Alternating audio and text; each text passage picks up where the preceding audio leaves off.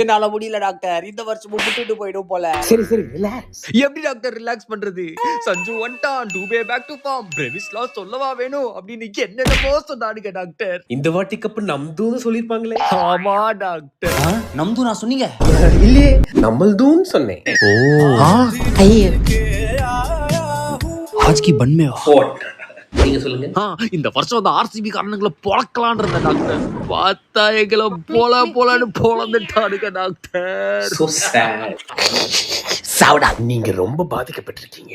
Let's start the treatment. இப்போ நான் சில நேம் சொல்லுவேன், அது உங்களை எப்படி பாதிக்குதுன்னு பாப்போம். Okay doctor. ரஜத் பட்டிதா, அம்மா டிம் டேவிட், கது என அடுத்த பேருக்கு நீட்டது விராட் கோலி.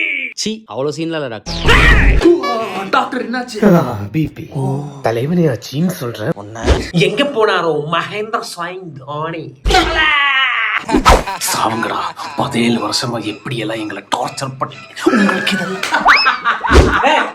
நீ சிரிக்க கூடாதுடா. அங்க பாருங்க டாக்டர். பாத்துங்க டாக்டர், எப்படிடா தோத்தாலும் ஜெயிச்சாலும் எங்க கூடயே வரீங்க? உன்னை விட மாட்டேன்டா சிஎஸ்கே.